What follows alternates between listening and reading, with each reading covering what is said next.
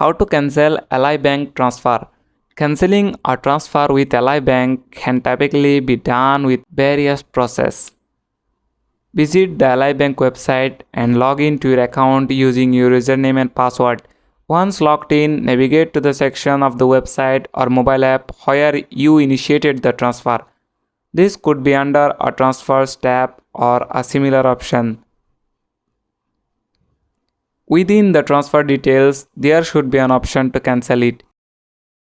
This might be represented by a cancel button or link. Click on this option to initiate the cancellation process. Once cancelled, review the confirmation message to ensure that the transfer has been successfully cancelled. That's it. Thanks for watching the video.